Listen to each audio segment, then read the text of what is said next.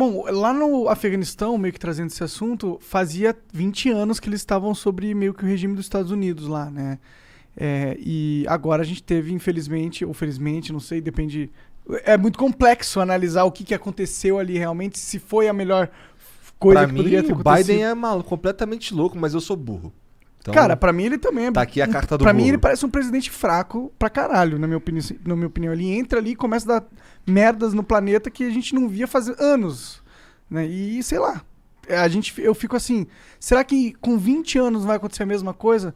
Será que a população do Afeganistão vai aceitar o Talibã de volta depois de 20 anos? São 40 milhões de pessoas, né? Olha, eu acho que tem dois aspectos que são importantes para a gente lembrar na hora de falar sobre o Afeganistão. O primeiro é que o Afeganistão é muito pobre e tem uma população, eu acho que quase 75% da população vive em partes rurais. Então, quem governa Cabul não controla o resto do país. Então, você tem um país com imensa dificuldade em fornecer bens públicos, que é segurança, saúde, educação, infraestrutura. Então, as etnias nas províncias, eles não têm uma relação com a capital, né? E segundo, é um país numa região super estratégica. Na Ásia Central, há séculos, na verdade, havia interesse das grandes potências em controlar essa região. Então, até no século XIX, já havia uma ocupação britânica e os afegães só começaram a se enxergar como o próprio país porque havia tantas invasões de gente de fora que eles se unificaram temporariamente as etnias do país para tirar o Império Britânico. Aí a União Soviética ocupou o país nos anos 80, ficou lá, foi exatamente o mesmo. Havia um governo comunista, começou uma guerra civil, porque esse governo comunista, com as melhores intenções, eles queriam dar direitos para as mulheres. No Afeganistão. Isso. Foi nos últimos 10 anos da Guerra Fria que teve uma grande presença de tropas.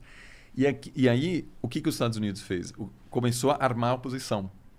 Então, você teve uma guerra civil com armamentos de um lado chegando da Rússia e do outro lado dos Estados Unidos. Então, esse país, por causa dessas interferências contínuas, tem vivido guerras há décadas.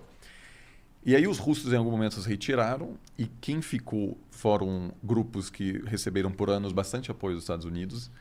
E o Talibã acabou se consolidando no poder, mas mesmo nessa época não controlou todas as províncias. Tanto que em uma das províncias quem se instalou foi a Al-Qaeda, que é um movimento muito mais radical do que o Talibã. Só que Osama Bin Laden, de Al-Qaeda, dava algum apoio ao Talibã e aí tinha algum arranjo, vamos dizer, pragmático entre os dois. Quando o Talibã ficou sabendo que a Al-Qaeda queria atacar Nova York, o Talibã não quis e diz, olha, gente, isso é complicado porque os Estados Unidos podem atacar a gente. Só que aí o cálculo do Talibã foi que era mais perigoso confrontar Osama Bin Laden do que os Estados Unidos. Caralho. Porque havia algum cálculo... mas na verdade até acertaram, porque esses líderes estão vivos hoje. Da Al-Qaeda? Não, do Talibã. Fugiram para Paquistão, os Estados Unidos entrou, ficou 20 anos, saiu, e os mesmos casos voltaram. Se eles tivessem nessa época confrontado Osama Bin Laden, talvez eles não estariam vivos hoje. Pode crer. Então, basicamente, você tem um país muito fraco que apresenta um grande vácuo de poder, e como na física... E é um vácuo constante, né? Você tem...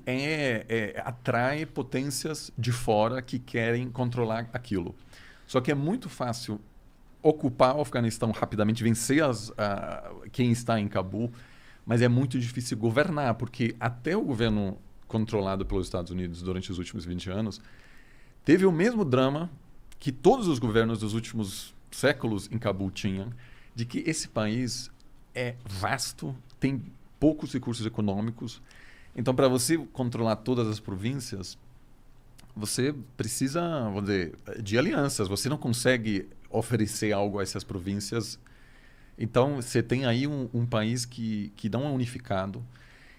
E agora, o governo americano basicamente percebeu que não havia mais apoio público para manter uma ocupação militar por mais de 2 décadas. Ad eterno, né? Então, o Biden ele é fraco, mais ou menos, porque a decisão de sair de lá é a decisão correta, porque não tem como ocupar um país eternamente. Quando os americanos ocuparam a Alemanha, depois da Segunda Guerra Mundial, ficaram menos de 10 anos. Tudo bem, até hoje tem bases militares, mas eles meio que devolveram o poder político aos alemães. E a Alemanha conseguiu se organizar. O Japão, a mesma coisa. Ocuparam o Japão e conseguiram transformar o Japão num país democrático.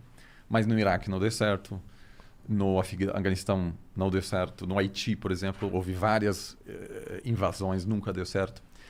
Então, eu acho que o Biden fez algo que o Trump tentou, Obama tentou, mas eles não tiveram a coragem de se retirar, que obviamente seria uma movimentação criticada. O que realmente deu muito errado foi a maneira como os caras saíram. Então, eu até, antes disso acontecer, eu já conhecia essa situação, eu imaginava que era o caminho correto mesmo eles se retirarem, porque os Estados Unidos não tem que ser a polícia do mundo, eles são um país, né? Eles não são o dono do mundo. Então não faz sentido eles invadirem outros países para tentar dar democracia e nation building e o caralho. Mas a forma com que ele fez parece que foi um negócio porque, mano, ninguém quer ver. A gente pensa em 40 milhões de pessoas que tinham agora liberdades, as mulheres que saíam na rua vestidas como quiserem, e podendo estudar, podendo participar da força do trabalho e o caralho. E agora elas estão presas, prisioneiras. E não só prisioneiras num sentido que elas sempre foram assim, as coisas sempre foram assim e elas estão acostumadas. Num sentido que elas passaram 20 anos sabendo como que era possível viver, como era possível ter liberdade, e agora elas têm que perder isso porque era muito difícil o problema, só vão sair de lá, foda-se, go. Mas a questão é a seguinte, assim, os Estados Unidos entrou no Afeganistão com um objetivo, que era combater a Al-Qaeda, ou Osama Bin Laden, para evitar uma repetição dos ataques do 11 de setembro. Né? Então essa foi a proposta inicial. Só que o que acontece? Uma vez que você vai lá, eles se deram conta que não havia nenhum governo capaz de sobreviver uma retomada de grupos terroristas. Então, o que fizeram? Acabaram ficando. E aí se converteu numa missão de transformar o Afeganistão numa democracia multipartidária meio parecida com, sei lá, a Alemanha. E havia uma grande conferência que, por acaso, aconteceu na Alemanha, em Bonn, logo depois dos ataques, quando a OTAN estava dizendo vamos ocupar o Afeganistão. E eu lembro dessa época, havia pessoas dizendo não, e vai ser assim um país super desenvolvido e as mulheres terão todos os direitos, etc. Mas havia uma arrogância enorme em relação à capacidade do Ocidente em transformar uma sociedade milenar. Onde a União Soviética já tentou de tudo, onde o Império Britânico tentou de tudo e não conseguiu. Então, construir aí um país estável do nada é difícil, porque, de novo, falta uma base econômica. O Afeganistão é o principal fornecedor do mundo de ópio, que é um produto ilegal, para comércio internacional muito difícil. Então, é um país que, enfim, vive ainda de ajuda econômica. Então, eles se atrapalharam aí e ficaram por inércia. Obama quis sair, mas como era um presidente jovem, com pouca experiência internacional, os generais disseram, olha, você não entende muito bem do assunto, a gente dá mais um aninho aqui, e ele acabou sendo convencido pelos próprios generais de que era melhor ficar no Afeganistão. Entendi. Mas aí a população americana não apoia mais e... Esses são ciclos, né? Os Estados Unidos também ficaram muito tempo no Vietnã, mas também tem uma questão que é inevitável, que a gente está se aproximando, já estamos, na verdade, no mundo asiacêntrico. Né? A China está preenchendo esses vácuos de poder, já tem uma economia que em breve superará a economia americana. Então, muitos americanos, com razão, se perguntam por que a gente tem que cuidar, vamos dizer, da segurança internacional quando tem outras potências. Por que é a minha vida que tem que estar ali na linha de frente e tal, né? Então tem um cansaço, né? Tem um cansaço de, enfim, de ver... Agora morreram... 13 americanos e 70 pessoas. Né? Então tem isso, assim, o Biden foi eleito com o mandato de sair de lá. Né? E ele está cumprindo e ele tem uma certa coragem. Agora, O Pô, que mas fazer? Será que ele não podia ter falado, ó, daqui 1 ano eu vou sair. Talibã tá indo aí, viu, galera? Ó, vocês têm 1 ano pra se preparar e eu vou sair, viu? Ó, se você quiser sair do país, agora é a hora pra você sair, hein? Então, Por que não fez mas isso? eles estão falando isso quase há 20 anos. Nenhum presidente falou, olha, a gente vai ficar mais 20 anos. Que talvez até teria sido uma boa estratégia, porque o Talibã ficou no Paquistão retirado, só esperando.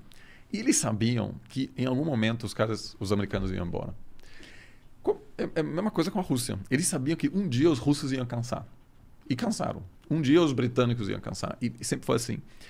Então, claro, você teve agora 20 anos que para muitas, sobretudo mulheres, foram 20 anos, enfim, muito diferentes. Eles conseguiram frequentar colégio. Muitas mulheres hoje em posições de destaque no Afeganistão. Ativistas e o caralho. Sim, né? tem uma sociedade civil incrível. Que agora não estão conseguindo sair de casa. Eles vão morrer, provavelmente, né? Então, bom... Obrigado por ter assistido mais esse corte do Talk Flow. E você que tá assistindo esse vídeo aqui no Talk Flow... Você pode se tornar membro do Flow. Membro do Flow, meu irmão. É Jesus que tá falando ali, ó. Pai, abençoe os membros do Flow. O que acontece quando você vira membro do Flow? Várias coisas. Primeiro, você fica 200% mais legal. As mulheres vão jogar-se aos seus pés.